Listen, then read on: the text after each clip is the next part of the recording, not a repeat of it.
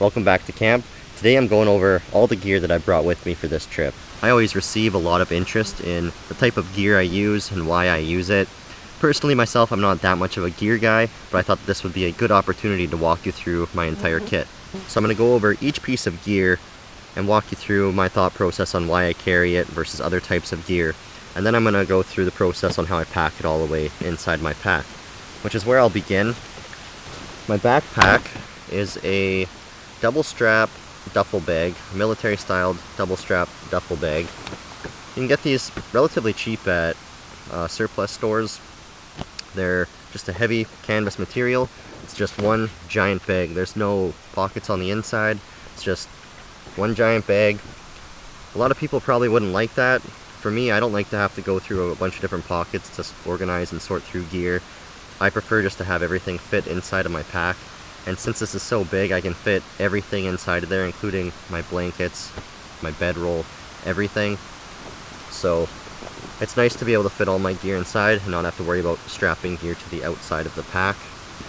Now you'll notice over on this side, it's got a little pocket down here and then a tie-out point up here. That's actually for my tripod when I'm hiking. I can slide the legs into this pocket at the bottom, secure the head up top, then it stays strapped to the side of my pack and I don't have to carry it in my hands. When I'm hiking, I really don't like to carry things in my hands. It's my own opinion, but if you can't fit all your gear into or onto your pack, you're carrying too much gear. So this pack has two adjustable shoulder straps.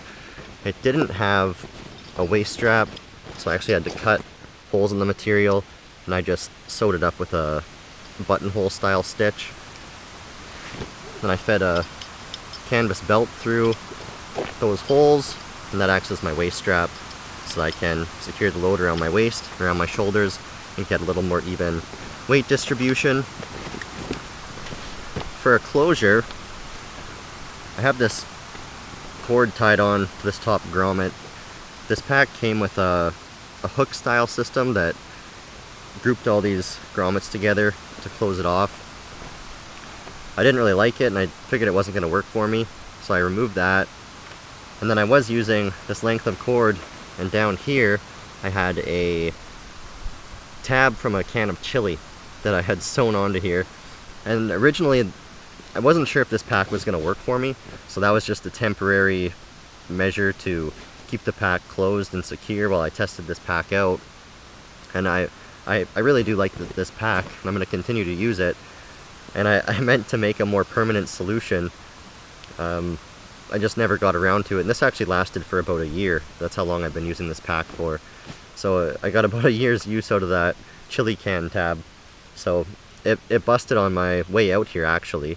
So to secure my pack, what I did was I just grouped up some material and then fastened around it a few times and then tied it off like that. And it held throughout the hike on the way in here, so it'll work for the way out. When I get back home, I'm gonna have to figure out a better way to keep this pack closed. Next up is a little sit pad or a kneeling pad. It's just a little piece of foam. I've had this for many years. I don't even really use it for a sit pad or for a knee pad to kneel on. I typically keep this in the bottom of my pack, and I use it as a fan to fan the coals on my fire, so that if I need to liven it up, I can do that without having to blow on it. For this trip, I brought 2 queen-size wool blankets, which was totally overkill. I wasn't too sure about the weather. We have had lots of rain, so I wanted to know that if it did get damp and cold outside that I was going to be able to stay warm, but I really didn't need 2 queen-size wool blankets out here. One would have been perfectly fine, but that is what I brought with me. These don't have any type of label on them or nothing, and they were actually given to me. Both of them were given to me as gifts, so I can't actually tell you where they came from or what brand they are, but they're just a good heavy 100% wool blanket. My bushcraft kit or my camping kit is pretty much geared towards being foolproof, and for me wool blankets are just that. They are foolproof, they are bulletproof, they work great. I camp with these year round and they do a really good job keeping me warm and comfortable. To go with my wool blankets, I've just got a cheap foam sleep pad, the type you get from any sporting goods or a camping store. I really like using these. I know lots of people don't because they don't offer you a whole lot of extra comfort when you sleep, but they do a really good job insulating me from the ground. I know lots of people choose to use the inflatable style sleep pads versus a foam sleep pad like this. They pack down a lot smaller, they aren't nearly as bulky, and they offer you a lot more comfort. The reason why I choose to use this versus an inflatable mattress is that, once again, this is bomb-proof, this is bulletproof. This is going to work no matter what. I used to use inflatable mattresses, and I was using one when I was winter camping. Woke up in the middle of the night and I was laying on the ground, and I came to discover that the sealer on the valve was leaking and I couldn't keep it inflated. So in the middle of the night I had to get up, cut a bunch of boughs, make a bough bed, and ever since then I've just chose to go with the foam sleep pad. Again, it's foolproof, bulletproof, may not be as comfortable, but it's going to do its job and keep me warm. All my food is kept inside of this 10-liter dry bag. I know this looks like a lot of food for such a short trip, but all my food gets packed into reusable containers, so there's a lot more bulk there, but I prefer to just use reusable containers versus throwaway packaging. Throughout this series, you'll pretty much see all the food that I brought with me. The only thing you might not see is I brought some snack foods. I don't really eat lunch when I'm out here. I eat breakfasts and suppers, and during the day I just snack on some high energy foods. On this trip I brought some jerky, some trail mix, and some chocolate. So my tarp is a waxed cloth tarp that I made a few years back. It measures 8 feet by 8 feet. It weighs about 2 pounds. And I made this just from a cotton bed sheet, a king size cotton bed sheet with a 600 thread count. Sewed all the reinforcements on by hand and the tie out loops and waxed it by hand. It's been a real great piece of kit to use. I've had it for a few years now. It stood up to some pretty heavy rains out here. No water's come through. All in all, a great piece of kit. So why would I use this versus a lightweight nylon tarp? For me, this is just a lot tougher of a material. It's not going to rip or tear. It's more resistant to burn holes as well. I often camp next to bright fires, especially in the winter, to keep warm, and this material holds up a lot better than a synthetic tarp does. At the end of the day, it comes down to durability, and for me, this beats a synthetic tarp every day of the week. In terms of tools, I brought 3 items with me. First one is my bow saw blade, and when I pack this away in my pack, I wrap it up in this piece of cloth that I bring. I just roll it up in here, and that keeps the teeth from poking through, and it stays protected in my pack. The saw blade itself is a 21-inch Baco peg tooth saw blade. This is my preferred type of blade for being in the backcountry. I really like the fact that I can make a new frame for it if I need to. If my old frame breaks or if it gets lost or whatever happens, I can make a new frame for it. And these peg teeth can easily be maintained with just a file, which I keep in my little ditty bag there. So all in all, a great piece of kit. Versus a folding saw, I just find this to be more foolproof, easier to maintain, and the fact that it is a fraction of the cost for a good high quality blade. My knife is a Hele Sigmund, really nice knife. I really enjoy using it. Holds an edge, excellent, and great knife for woodworking and crafting in the outdoors. My hatchet is, I believe it's 1.5 pound, might be 1.25 pound, I can't remember, but a relatively small hatchet head. I actually got this from an antique store quite a few years back for $8. It had a half broken handle on it, loose head, but it looked like a decent little hatchet to me, so I bought it, made a new handle for it, sharpened it up, fixed it up, got it in working order, and it's been a great tool for me. I've been using this for a long time. Definitely got my money's worth out of it. I just have a little snap-on leather sheath here. All in all, a great piece of kit and something that I always enjoy to have with me in the outdoors. I did bring some extra clothing with me. I brought 2 sweaters and then a pair of wool pants. Again, kind of overkill, really didn't need it for this type of weather. I was just being overly prepared, I guess you'd say. I didn't end up wearing either of these sweaters, they just stayed underneath my tarp the whole time. I did actually wear these pants. I wore them to bed, changed out of my waxed canvas pants into these wool pants. They were good and comfortable to sleep in, so I'm glad I brought those, but the sweaters themselves, I really didn't need the extra warmth. I am camping in bear country. We have grizzly bears and black bears in the area, so I do carry bear spray just as a last-ditch method to defend myself if I ever needed to. That being said, I've never had any issues with wildlife when I'm out camping. I keep my camp free of food smells and food scraps, store my food away from the camp at night, and I've taken bear safety courses and dangerous wildlife courses, so I've educated myself on how to properly deal with problem animals or dangerous wildlife and what signs to look for to know whether or not an animal is being aggressive. In this bag here I've got a very basic first aid kit that's aimed mostly towards burns and cuts. I really never have to use it. I think the last time I used it was a few years ago. I had cut my hand and I had to use some bandages for that, but other than that, really don't have to use it. I did actually burn myself on this trip on the first night I was out here.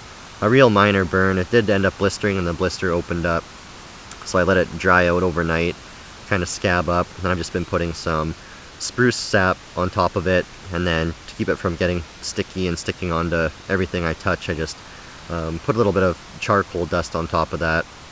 Works real good. It creates a good protective coating for it, and yeah, does wonders out here. This bag here is my ditty bag. Basically, all my small items go in here since my backpack doesn't have any small pockets for storage. This is what I use to keep all my small stuff. So inside of here, I've got a tin of pipe tobacco, along with my pipe kit. I carry a strop that's got two sides.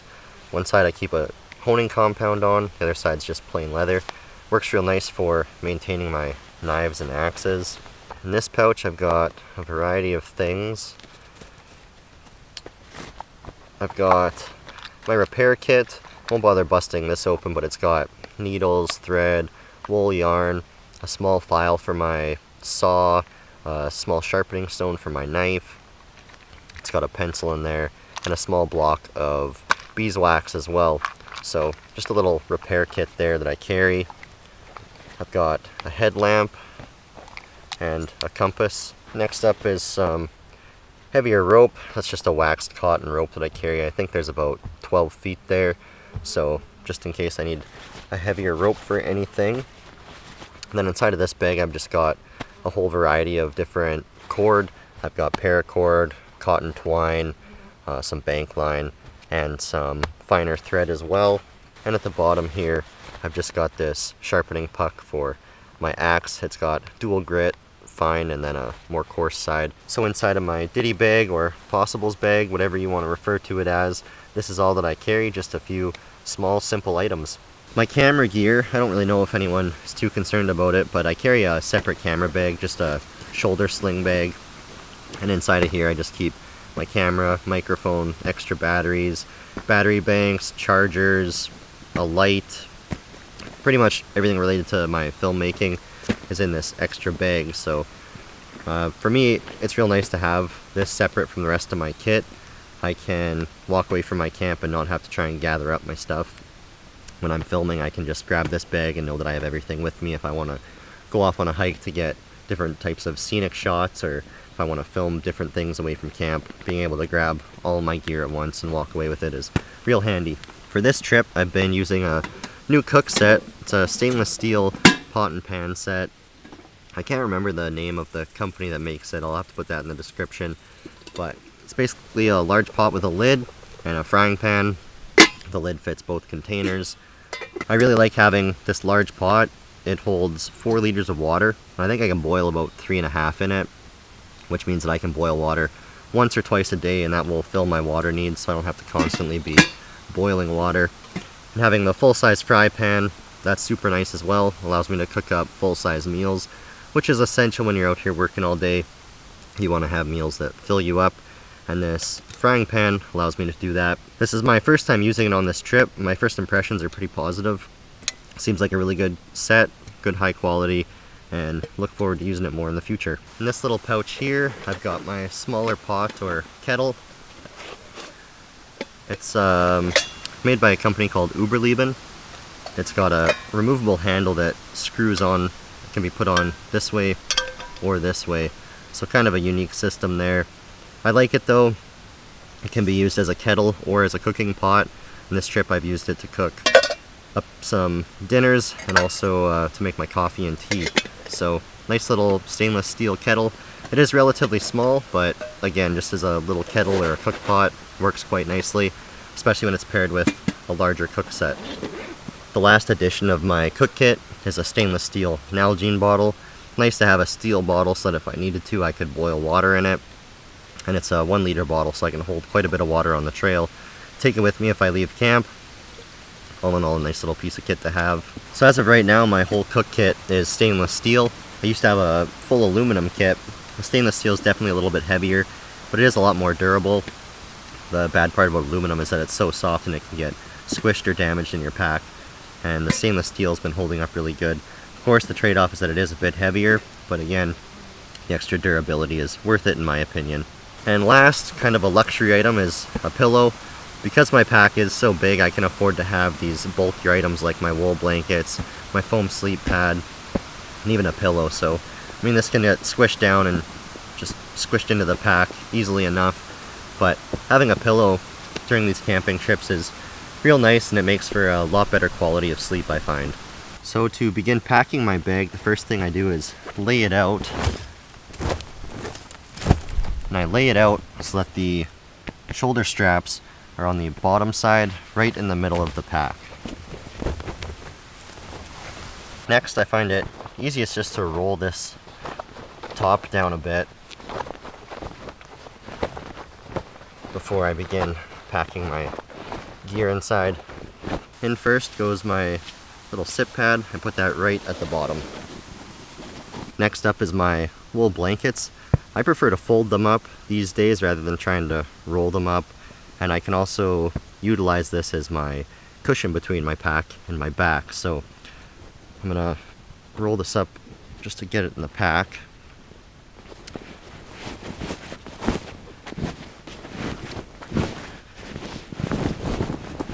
Get it in here.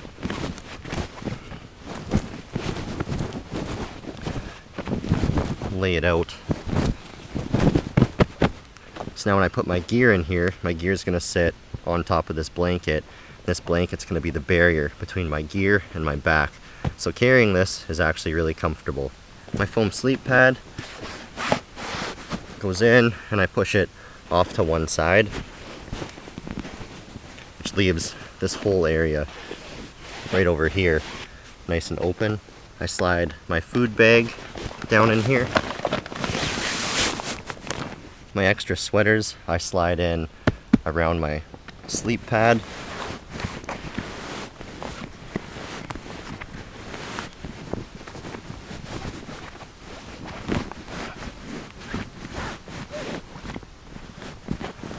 At this point, I can go ahead and stand the pack up.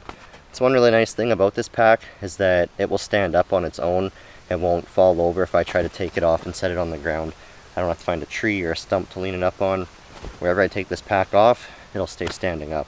On the inside of my bedroll here, this is actually where I put my saw blade, and I'll also put my saw frame.